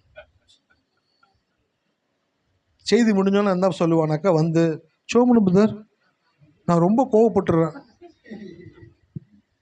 எனக்கா சோமனு பிரதர், ஒவ்வொரு வாரமும் சோம் பண்ணேன், கோவப்படக்கூடாது. ஆனால் இப்போ கோவப்படாமல் இருக்கிறான். ஹல்லேலூயா. சபம் வேலை பார்த்துருக்குது. அப்போ கோபம், நீடிய பொறுமை. யார் பொறுமையாக இருக்கிறாங்களோ அவங்க வீட்டில் ஆசீர்வாதம் வேலை செய்யும். ஹல்லேலூயா. எத்தனை பேர் இருக்கீங்க? ஆசீர்வாதம் எப்படிலாம் உங்கள் வாழ்க்கையில் நீங்கள் மிஸ் பண்ணுறீங்கன்றதை பேசிக்கிட்டு இருக்கிறேன். ஒரு பக்கம் மாம்சத்தின் கிரியைகளை செய்யும் பொழுது ஆசீர்வாதத்தை வரவிடாமல் தடுக்கிறீங்க. ரெண்டாவது, நீங்கள் செய்ய வேண்டிய சில செயல்களை செய்யாத பொழுது ஆசீர்வாதத்தை தவற விடுகிறீர்கள். நான் சொல்கிறேன், ஆசீர்வாதம் உங்களுக்குரியது, அதை தேவன் உங்களுக்கென்று வைத்திருக்கிறார். உங்க ஆசீர்வாதத்தை தேவன் வேறு யாருக்கும் கொடுக்க மாட்டாரு. உங்க ஆசீர்வாதம் உங்களுக்கு தான். ஆனா உங்களை தேவன் உருவாக்கி தான் உங்களை ஆசீர்வதிக்க கூடியவராக இருக்கிறார். அப்ப உருவாக்கப்பட்டவர்களுக்கு தான் ஆசீர்வாதம் வேலை செய்யக்கூடியதாக. சொல்லுங்களேன். ஆமா. அப்ப உருவாக்கப்படலைனாக்கா ஆசீர்வாதம் வேலை செய்யாது. நோவா பேழையிலிருந்து எதை விட்டாரு? அந்த காக்கா என்ன பண்ணுச்சு? போறதும் வரதுமா. அப்படிதான் சில பேர். வீட்டாண்ட 2 பேர் இருக்கானுங்க, பயங்கரமா சரக்கு சாப்பிட்றவங்க. காலையில வெளியில லுங்கியை மடிச்சு கட்டிட்டு கட்டன்னு போவாங்க. இங்க தாண்டா போறானுங்க பார்த்தா திருப்பி 2 வருஷம் கழிச்சு கட்ட வீட்டுக்குள்ள போவானுங்க. திருப்பி 1 hour கழிச்சு வேகமாக போவானுங்க, திருப்பி வேகமாக வருவானுங்க. வேலைக்கும் போகிறதில்ல, ஆனால் வேகமாக நடப்பானுங்க. போயிட்டு போயிட்டு போயிட்டு போயிட்டு வருவானுங்க. எனக்கு யோசனை, வேலைக்கு போய் சம்பாதிக்கிற நம்மளுக்கே கிடையாது, இவங்க இவ்வளவு வேகமாக போயிட்டு வேகமாக வர்றாங்களே, என்னதான் பண்ணுறாங்க? அதே போல் தான் சில பேர் வேகமாக சபைக்கு வருவாங்க, சபையிலேருந்து வேகமாக போவோம், எல்லாம் சுறுசுறுப்பாக இருக்கும். ஆனால் விஷயம் உள்ளுக்குள்ள ஏன் நடக்கலை, அதை குறித்து தான் பேசிக்கிட்டு இருக்கிறோம். ஏன் உங்கள் வாழ்க்கை மாறாமல் இருக்குது? உங்கள் வாழ்க்கை மாற வேண்டும் என்று தேவன் விரும்புகிறார். ஹல்லேலூயா. நீங்களாம் ஆசீர்வதிக்கப்பட்டிருக்கணும்னு தேவன் விரும்புகிறார். அதனால தான் இவ்வளோ பெரிய பைபிள் எழுதி கொடுத்து, நீங்கள் படின்னு சொன்னாலும் படிக்க மாட்டீங்கன்னு தெரிஞ்சுக்கிட்டு ஒரு ஊழியக்காரை படிக்க வச்சு, அந்த ஊழியக்காரை கொண்டு நீங்கள் நிற்க வச்சு, படிக்காத உங்களை பைபிளை எடுக்க வச்சு ஒவ்வொரு வசனமாக பார்க்க வச்சு ஒவ்வொரு வசனத்தை விளக்க வைக்கிறாரு. ஏன் அப்படின்னாக்க உங்களை போட்டு டார்ச்சர் பண்ணுறதுக்கு கிடையாது, உங்களை ஆசீர்வதிக்கிறதுக்கு. ஹல்லேலூயா. அப்போ அன்பு, சமாதானம், சந்தோஷம், நீடிய பொறுமை. சில பேர் சொல்லுவாங்க, பொறுமையை சோதிக்காத, போயிடு. நான் கண்ணை மூடி கண்ணை திறக்கும் போது இருக்கக்கூடாது அப்படின்ட்டு கண்ணை மூடுவாங்க. சொல்லியும் போகலையா, பொறுமையா இருக்காங்களா? கண்ணை மூடி கண்ணை திறக்கிறதுக்குள்ள ஒருத்தர் எப்படி போக முடியும்? நான் கண்ணை மூடி கண்ணை திறக்குள்ள போயிடு, அவ்வளவுதான் உனக்கு. பொறுமையே இல்லாத ஆட்கள், பொறுமை இல்லாத ஆட்கள்கிட்ட தேவன் எப்படி பெருமையான காரியங்களை கொடுப்பாரு, எப்படி ஆசீர்வாதங்களை கொடுப்பாரு? ஹல்லேலூயா. எத்தனை பேர் இருக்கீங்க? அப்போ தேவன் யாருக்கிட்ட ஆசீர்வாதத்தை கொடுப்பார்னாக்க, நீடிய பொறுமை உள்ளவனிடத்துல தான் தேவன் ஆசீர்வாதத்தை கொடுக்கக்கூடியவராக இருக்கிறார். அப்போ உங்கள் வாழ்க்கையில் நீடிய பொறுமையை கொண்டு வாங்க. என்ன காரியங்கள் நடந்தாலும் நான் கோவப்பட மாட்டேன், நான் சண்டை போட மாட்டேன், நான் எடுத்தெறிஞ்சு பேச மாட்டேன், நான் எல்லா காரியங்களையும் ரிலாக்ஸாக ஹேண்டில் பண்ணுவேன், நிதானமாக நான் காரியங்களை பண்ணுவேன், நிதானமாக நான் காரியங்களை ஹேண்டில் பண்ண போகிறேன்னு சொல்லி ஒரு முடிவு எடுக்கும் பொழுது, நான் சொல்கிறேன் பாருங்கள், நீங்கள் நல்ல முடிவுகளை எடுக்கும் பொழுது தேவன் உங்களுக்கு நல்ல ஆசீர்வாதங்களை எடுத்து வைக்கக்கூடியவராக இருக்கிறார். நிறைய பேருக்கு முடிவு எடுக்கிறதுலனாக்க கொஞ்சம் கஷ்டமாக இருக்குது. முடிவு எடுக்கிறவங்க வாழ்க்கையில தான் தேவன் ஆசீர்வாதத்தை கொடுக்கக்கூடியவராக இருக்கிறார். ஸோ அன்பு, சமாதானம், சந்தோஷம், நீடிய தயவு, நற்குணம், விசுவாசம், அடுத்து சாந்தம், இச்சை அடக்கம். சாந்தம் என்னதுங்க? சாந்தம்னா என்னதுங்க? சாந்த சொரூபியா. இயேசுனுடைய போட்டோ ஒருத்தன் வரைஞ்சிருக்கிறான். இயேசு அப்படியே சாந்தமாக இருக்கிறது போல் வரைஞ்சிருக்கிறான். அவருக்கு அந்த ஃபோட்டோவை போய் பார்த்து கும்பிட்டுட்டு வெளியில் வந்து அந்த ஃபோட்டோவை பார்க்கும்பொழுது சாந்தமாக இருக்கிறாங்க. அந்த ஃபோட்டோ பார்த்துட்டு வெளியில் வந்த உடனே பார்த்தோன்னாக்கா விகாரம் ஆகிடுது மூஞ்சி. ஏன் விகாரம் ஆகிடுது? சாந்தம் உள்ளுக்குள்ளே இல்லை. சாந்தம் எப்படி வரும்? சாந்தம் எப்படி வரும்னாக்க, நீங்கள் கடவுளுடைய வார்த்தையை படித்து, கடவுளை விசுவாசித்து, கடவுள் சொன்ன வார்த்தையின்படி வாழ உங்களை ஒப்பு கொடுக்கும் பொழுதுதான் உங்களுக்குள்ள சாந்தத்தை தேவன் கொண்டு வரக்கூடியவராக இருக்கிறார். அப்போ ஏன் ஆசீர்வாதம் வரமாட்டேங்குது அப்படின்னாக்க, இவைகளை எல்லாம் நீங்கள் செய்ய தவறும் பொழுது ஆசீர்வாதம் வருகிறதில்லை. இதெல்லாம் செய்ய நீங்கள் துவங்கும் பொழுது உங்களுடைய வாழ்க்கையில் ஆசீர்வாதம் வேலை செய்யக்கூடியதாக இருக்கிறது. அப்போ மாம்சத்தின் கிரியைகள் உங்களை காலி பண்ணும், ஆவியின் கனி உங்களை என்ன பண்ணுங்க? நிரப்ப பண்ணக்கூடியதாக இருக்கிறது. நிரம்பி இருக்கக்கூடிய ஆசீர்வாதத்தை தேவன் உங்களுக்காக வைத்திருக்கிறார். ஒவ்வொரு சின்ன சின்ன மாற்றங்களிலும் தேவன் ஆசீர்வாதத்தை வைத்திருக்கிறார். நிறைய பேருக்கு தெரியல பாருங்களேன். ஆசீர்வாதம்னா கடினமா வேலை பார்த்து ஆசீர்வதிக்கப்பட்டுலாம், அதெல்லாம் கிடையாது.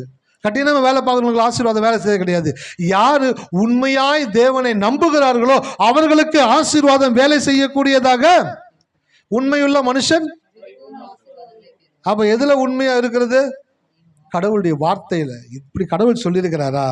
ஆவியின் கனி எனக்குள்ள வந்தா நான் நிறைந்திருப்பேன் கடவுள் சொல்றாரா? அப்ப அந்த ஆவியின் கனியை எனக்குள்ள தேவன் கொண்டு வர விரும்புகிறார். நீங்கள் அவருடைய பிள்ளைகளாய் பிரதிபலிக்க வேண்டும் என்று தேவன் விரும்பக்கூடியவராக இருக்கிறார். வசந்த வாசிங்க, வேகமாக கடந்து போகலாம். நீதிமொழிகள் 24:4-5.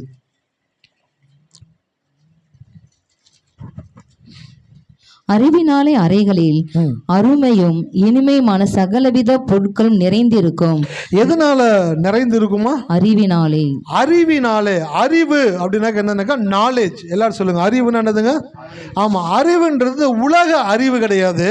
ஒரு வசனத்தை வாசிங்க, பரிசுத்தரின் அறிவே அறிவுன்னு ஒரு வசனம் இருக்கு பாருங்க. நீதிமொழிகள் 9:10.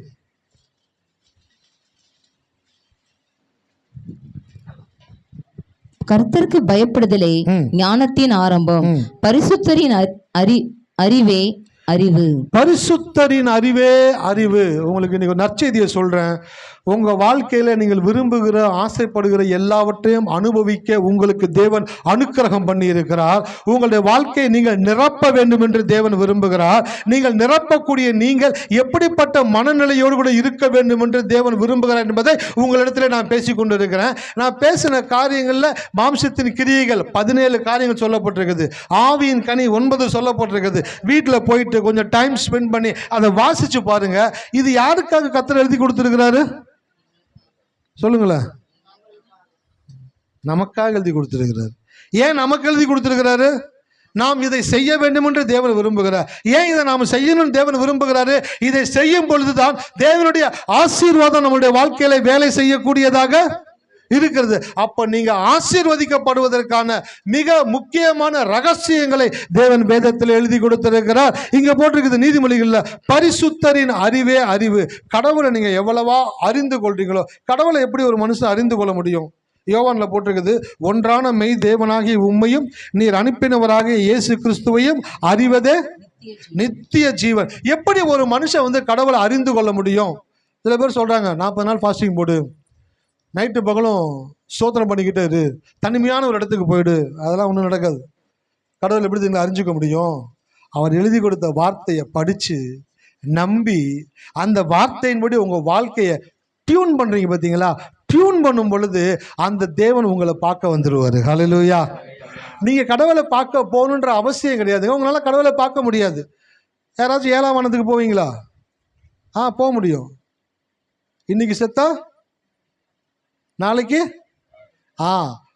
செத்து பாலான பிற்பாடு பரலோகத்தில் போயிட்டு பார்க்கறது வேற, கடவுளை தரிசிக்கிறது வேற. இந்த பூமியில் இருக்கும் பொழுது ஒரு மனிதன் எப்படி கடவுளை தரிசிக்க முடியும்? சிம்பிளா சொல்லி தரட்டுங்களா? வேதத்தை படிக்கிற நீங்க ஒவ்வொரு வசனத்தின்படியும் உங்க வாழ்க்கையை டியூன் பண்ணீங்க அப்படின்னாக்க அந்த தேவன் உங்களை பார்க்க வந்துடுவார். ஹல்லேலூயா. எத்தனை பேர் இருக்கீங்க? பழைய காலத்தில் ஒரு படம் ஒன்று இருக்கும். மேலோகத்திலேருந்து பூலோகத்துக்கு ஒரு அம்மா வந்துடுவாங்க. வந்து ஒருத்தர்கிட்ட ஒரு ஃப்ளூட்டை கையில் கொடுத்துட்டு போயிடுவாங்க. எப்போல்லாம் நீங்கள் பார்க்கணும் நினைக்கிறீங்களோ அப்போல்லாம் அந்த ஃப்ளூட்டை வாசிங்க, நான் வந்துடுறேன்னுவாங்க. இவருக்கு எப்போல்லாம் தோணுதோ அப்போல்லாம் ஃப்ளூட் வாசிப்பார். அந்த அம்மா வந்துடுவாங்க. அந்த அம்மா மேலே ஒரு இம்பார்ட்டண்டான ஒரு ஜாபில் இருக்காங்க, டான்ஸ் ஆடிட்டு இருக்கிறாங்க மேலே. இவர் ஃப்ளூட் இங்கே வாசிக்கிறாரு, வாசி விடாமல் வாசிக்கிறாரு. அந்த அம்மா சுற்றி சுற்றி சுற்றி சுற்றி சுற்றி சுற்றி அங்கேருந்து இங்கே வந்துருச்சு கீழே. மேலே இருக்கிற உயர் அதிகாரி பார்க்குறாரு, உனக்கு இங்கே போஸ்டிங் போட்டு வேலை கொடுத்தா நீ கிருகிருன்னு சுற்றி பூமிக்கு போனா என்ன அர்த்தம் அப்படின்னு சொல்லி ஒரு சாபத்தை கொடுக்கக்கூடிய ஒரு கதாபாத்திரத்தை படத்தில் காமிச்சிருப்பாங்க. அதே போல தான் நான் சொல்கிறேன், உங்ககிட்ட கடவுள் வேதத்தை கொடுத்துருக்கிறாரு. இந்த வேதத்தை எவன் ஒருத்தன் வாசிக்கிறானோ யாரை கீழே கொண்டு வந்துடலாம்? அப்போ தேவனை கீழே கொண்டு வரக்கூடிய மவுத் ஆர்கன் எது? இந்த பைபிள். இந்த பைபிளை படித்து இந்த பைபிளின் படி நீங்க வாசிக்கும் பொழுது என்ன வாசிக்கிறீங்க?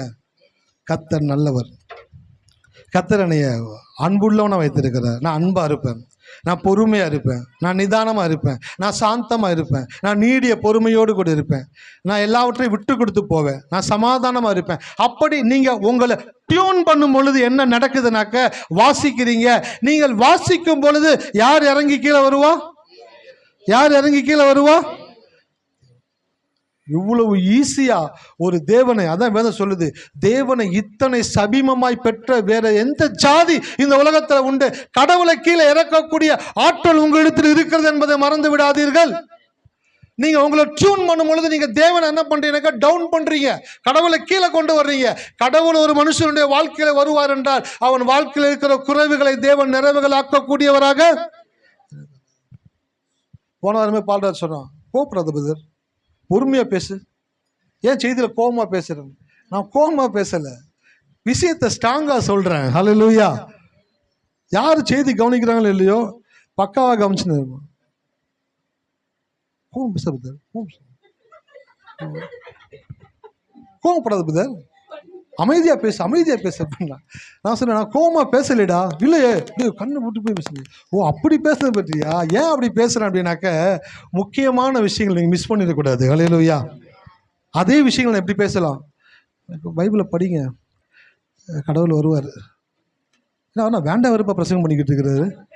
எங்கள் அப்பா அடிக்கடி சொல்லுவார், வேண்டா வெறுப்பா பிள்ளை பற்றி காண்டாமிருகன்னு பேர் வச்சாங்களே அந்த மாதிரி. அப்போ பிரசங்கம் சொல்லும்பொழுது சில விஷயங்கள் ஸ்ட்ராங்காக சொல்ல வேண்டியதாக இருக்குது.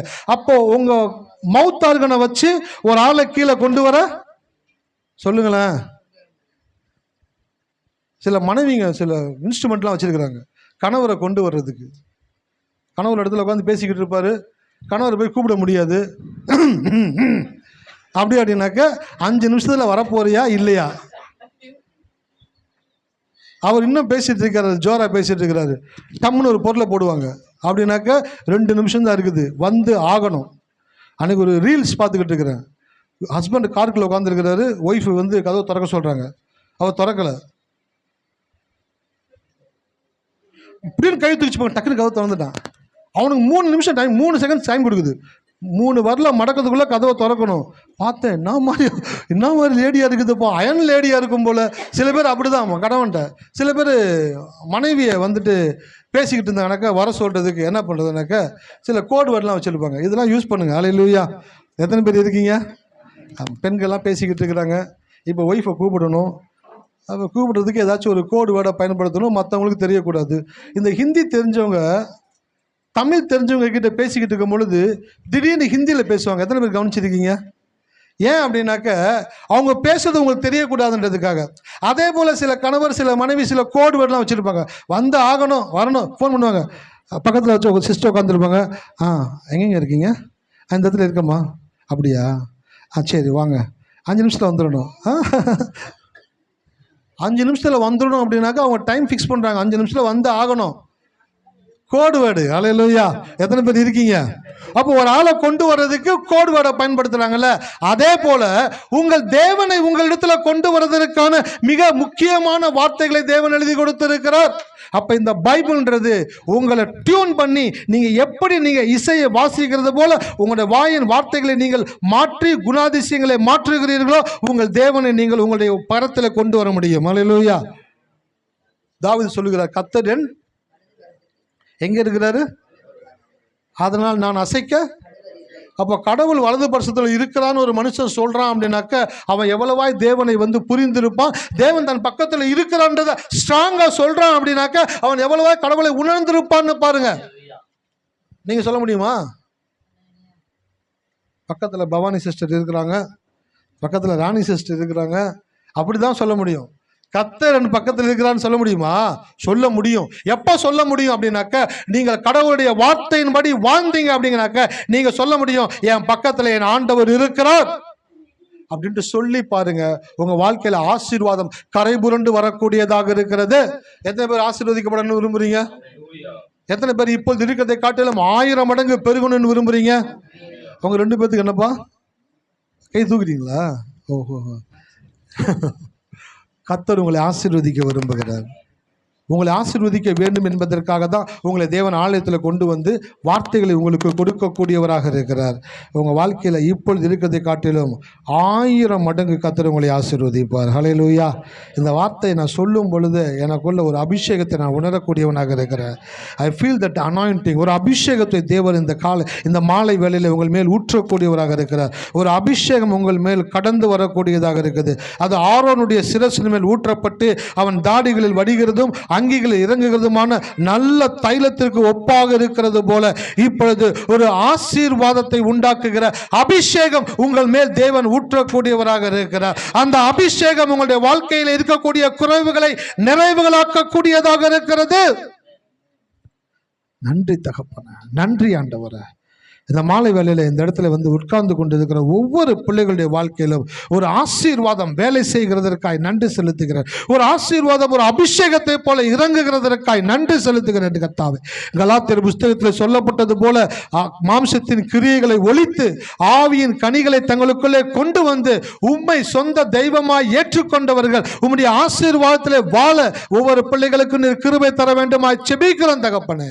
அன்பு, சந்தோஷம், சமாதானம், நீடிய பொறுமை, தயவு, இச்சை அடக்கம் எல்லாவற்றையும் உம்முடைய பிள்ளைகள் கை கொண்டு உம்முடைய ஆசீர்வாதத்திலே வாழ உம்முடைய பிள்ளைகளை தெரிந்து கொண்டிருக்கிறதற்காக நன்றி செலுத்துகிறோம், ஆசீர்வதிக்கிறோம். இயேசு நாமத்தில் ஜெபிக்கிறோம் நல்ல பிதாவே. என் ஆத்துமாவே கர்த்தரை ஸ்தோத்திரி.